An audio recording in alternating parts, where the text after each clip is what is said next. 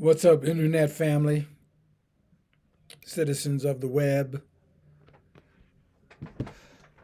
Hey, the C-Man is back. I just want to stop in and drop some information. We'll be brief. I do want to acknowledge the people. We're approaching 3,000 subscribers here. I appreciate it. And for those who have given me a few orders on the book, I appreciate that as well. The reason I'm here is I want to talk about America media, our media, man. I think our media is poisoning. I think it is the primary reason why, the country is behaving the way we are. I think the sole purpose of the media is to sell product, one. Every commercial is a damn lie. And two, to shape the consciousness of the people. And when you shape the consciousness of the people, you're literally shaping the culture. So, I think we should spend a little time talking about this. If you haven't subscribed, subscribe and share the video. Like it, subscribe and share so that we can gain more engagement and get more favor in these algorithms. But yeah, I do want you guys to start off and just give me a one for good and two for bad. Do you think America media is good for the public or two bad for the public? Just give me a one for good or a two for bad. I like to know what other people think. But overall, man, media. I'm gonna start. I'm gonna start back in television media for the most part. I think it's the most influential. I think more people tune into that stupid box and buy into, what they're selling on that box, especially kids, than any other form of media. And I want to talk about when I was coming up. I remember, and I've heard other people talk about this, uh, when that black exploitation shit started on television, when they were showing all the pimps and a lot of people refer to this moment in, I think it was Superfly or the Mac at the end of the movie, and he said, "I'm gonna get mine," and they talked about how things changed for black people. It went from we as black people to me, get mine. And then you start to see all these black exploitation movies. Remember, you got kids watching this stuff. You combine that with, I don't know, moving to the 70s, 80s, 90s, then you top that on with the gangster rap for the most part. The conscious rap was really good, man. I mean, the Public Enemies, Tribes, the KRS, Four Righteous Teachers. I mean, there's a lot of just good quality rapping. And then the gangster rap things start to come into the picture. And I ain't knocking nobody. NWA, I love that shit. Um, but the truth is, it started this thing. And the way I see it is that media, those who control these media platforms, back then it was NBC, CBS. That's where we spent most of our time in the stupid box. They control the platform. They control what's aired. Their advertisers who's paying for those commercials really dictate and influence the time and what's being shown. Conscious stuff, Farrakhan's, the late Dick Gregory's, those who are speaking, Malcolm X, speaking to, real conscious issues, they're not allowed on those platforms. You can think of one or two episodes where Farrakhan was on Donahue. It shook up the world the moment that Arsenio put him on. And this was a little later, but my point is, conscious narrative it was not permitted, not even in traditional media. And look now, these social media platforms, Facebook, Instagram, YouTube, it's controlled. You're restricted as to what you can say. But here's the commonality amongst the traditional media and the current social media platforms is, you know, gangsterism, killings, all that stuff is permissible. Go on to YouTube, and if you spend any time in the black culture, the urban culture, or the gang culture, or listening to, man, look at all the wars amongst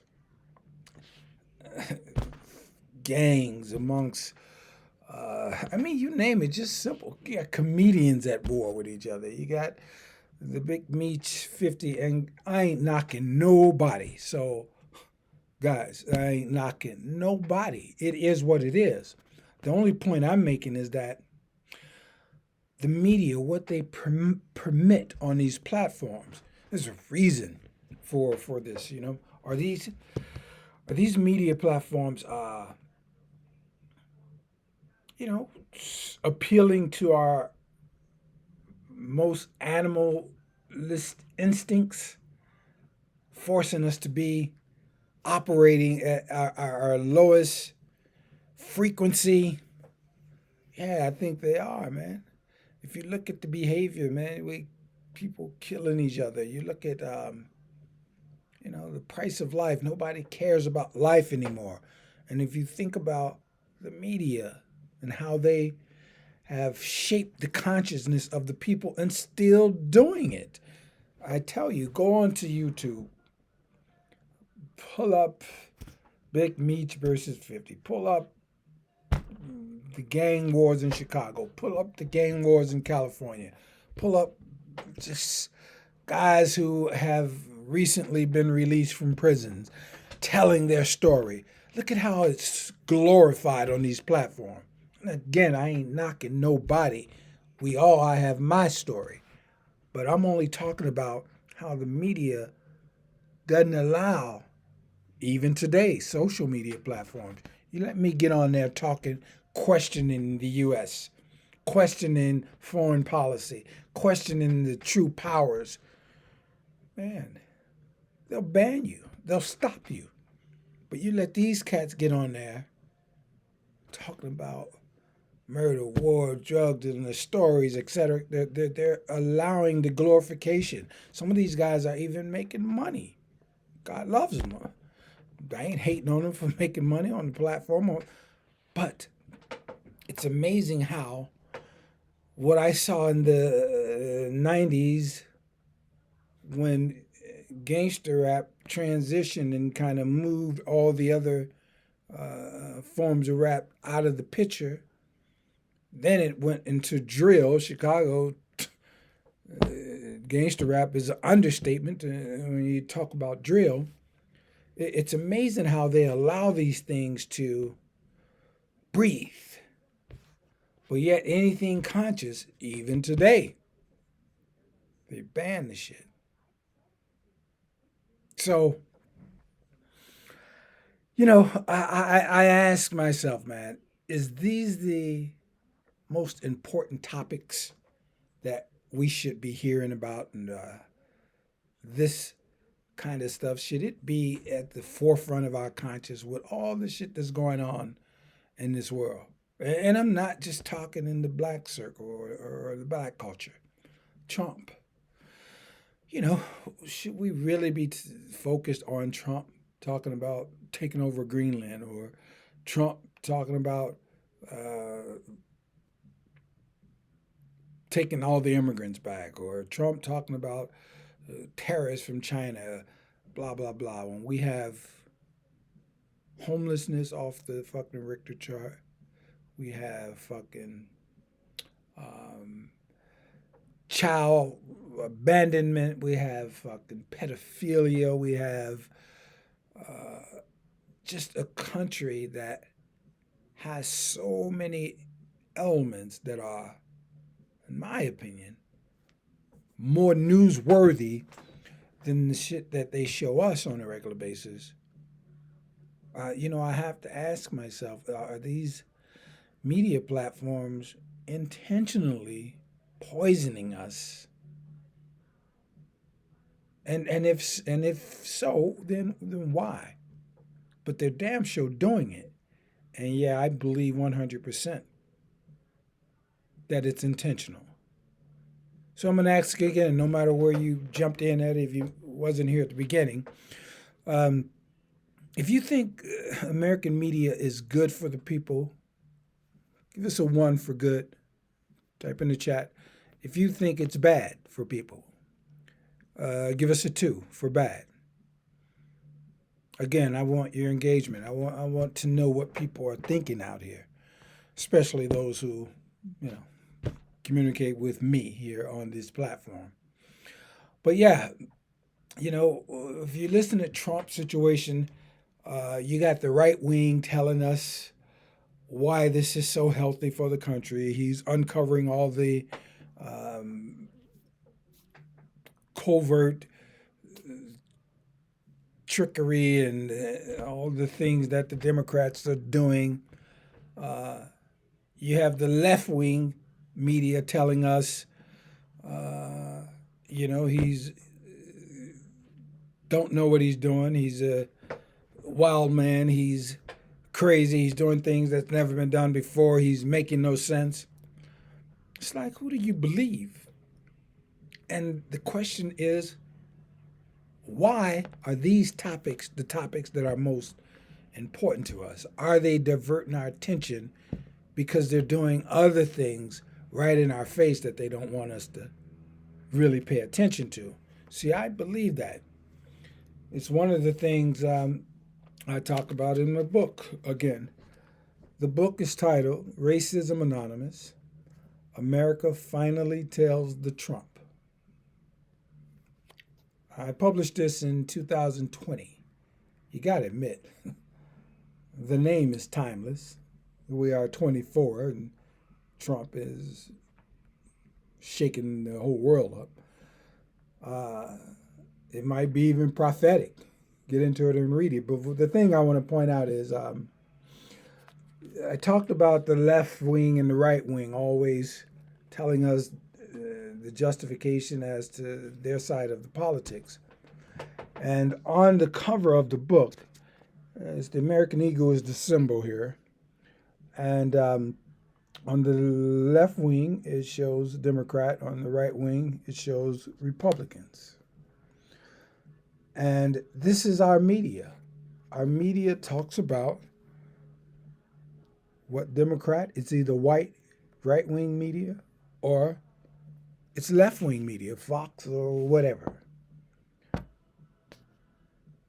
But they got us looking at two wings, man. The eagle. What's the eagle up to? See, they never talk about that. Who is the eagle? They never talk about who control these two wings. It's two wings of the same eagle. So while some people believe our federal elections are completely a show, a dog and pony show, to keep us looking over here while they're doing their business, never wanting us to know exactly what the eagle's up to, because then we'd go up in an uproar if we really knew some of the foreign policies and some of the international affairs that the lawmakers support that they know will harm the American people or the American economy. No, they don't want us looking at that. So, not to get too long with this, but do you think media, even social media, diverts our attention intentionally to keep us away from what this eagle, not the wings, not the left wing or the right wing, the actual eagle is up to.